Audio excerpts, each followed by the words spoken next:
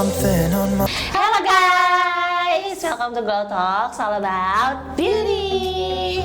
Oke, kali ini konsep mitos atau faktanya berbeda banget ya. Betul. Nggak kita samain lagi karena kita udah sediain kertas berisi jawaban. Jadi mungkin bisa lebih terlihat jawabannya sama kalian nanti di zoom gitu. Bisa banget. Nanti kalian tunggu aja. Tapi aku nggak tahu nih, bingung tentang apa, konsep apa. Ini aku nggak tahu.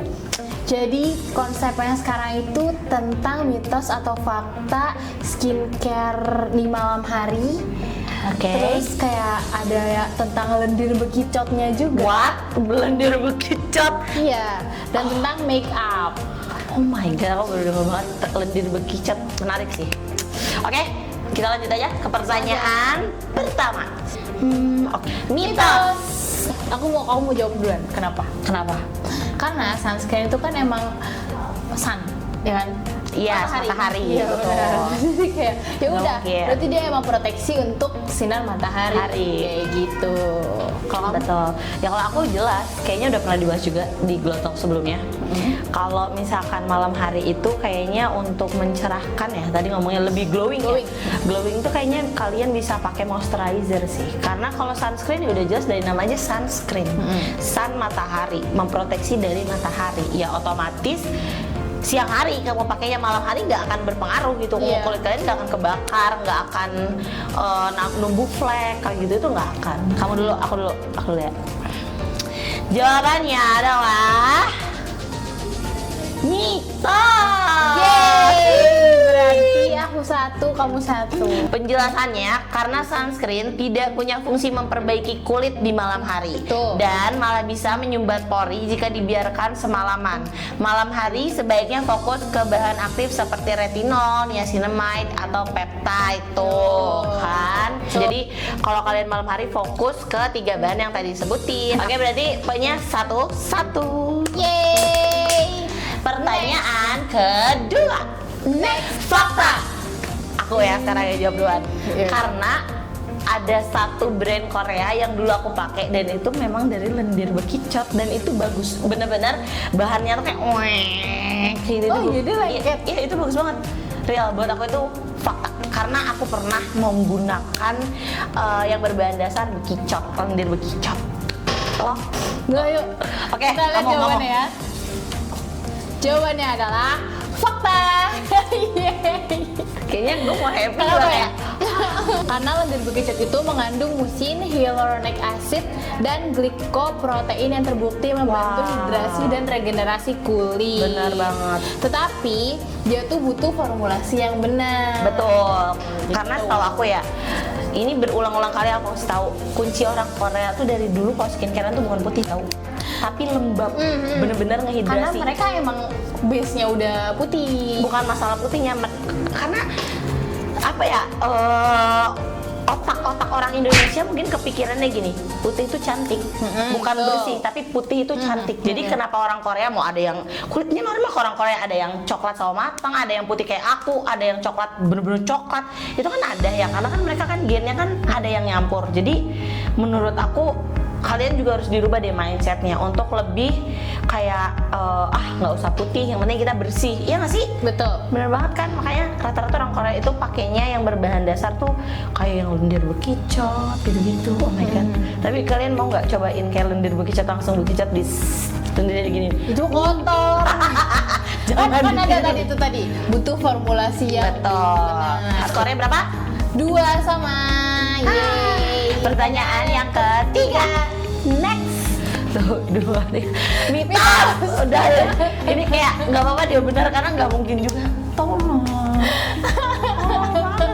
Tapi kan siapa tahu masih ada yang mikir kayak namanya juga bahan aktif, siapa tuh dijemur jadi makin aktif. Tolong. Kayak gitu.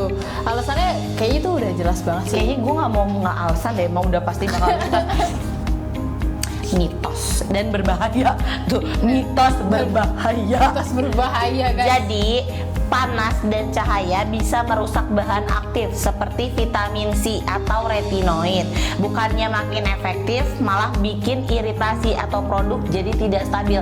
That's why gue bilang jangan pakai vitamin C di siang hari. Karena apa? Even kamu pakai sunscreen itu bakal merusak, malah takutnya jadi iritasi. Tuh dengerin ya. Pertanyaan yang keempat. Next fakta.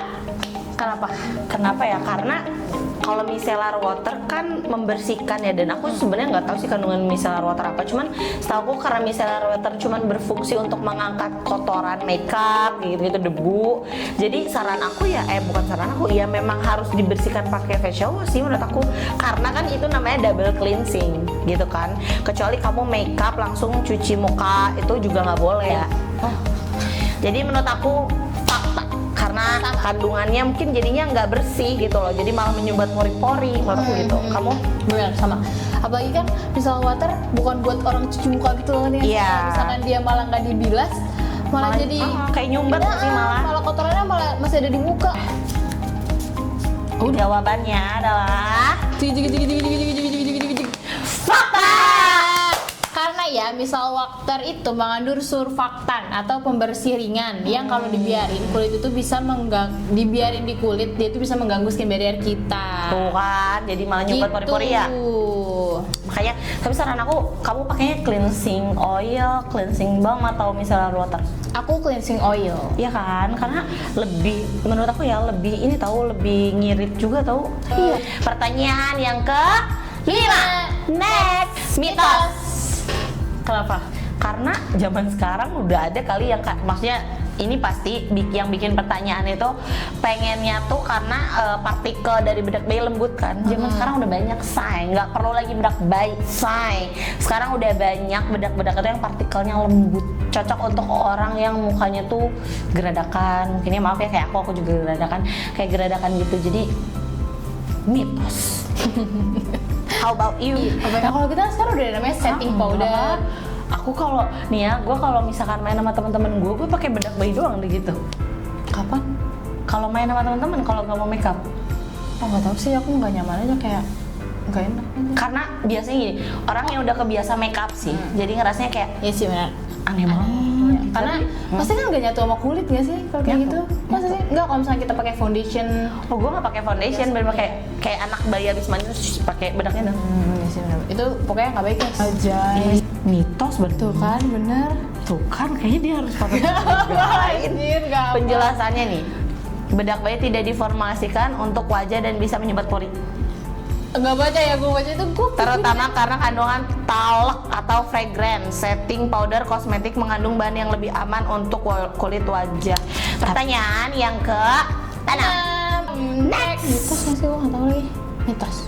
Iya, gitu. mungkin ada kandungannya. Terus kalau enggak alat makeup kalian kotor, itu bisa bikin jerawatan. Tapi kayaknya bikin rusak juga kayak enggak deh kalau misalkan makeup yang aman ya. Iya. Soalnya kalian kayak tiap hari pakai foundation 5 layer, bedaknya 10 layer gitu kan. Terus juga pakai muak yang bener-bener kayak MUA banget. Wah, dor itu kalau kalian pasti rusak. Bener. Mitos guys, benar. Nih, makeup itu tidak otomatis merusak pori-pori asal kita bersihin dengan benar ya kan? Double cleansing. Nah, masalahnya muncul kalau misalkan makeup itu nggak dibersihin dengan baik, terutama produk seperti foundation. Tuh. Karena kalau misalkan foundation itu bisa menyebabkan komedo ataupun jerawat. Next. Fakta. Yeay. Bukan kata gue. Kalau gue jelas berdasarkan logika, kalau yang sebelah berdasarkan tahu guys. Saya bacakan ya guys. Kulit kita punya mikrobiome alami, kumpulan bakteri baik yang bantu menjaga keseimbangan dan melawan patogen. Nggak tahu gue. Kalau terlalu sering dibersihkan atau over exfoliate, mikrobioma ini bisa rusak dan bikin kulit lebih rentan jerawat dan iritasi. See you on the next video. Bye bye.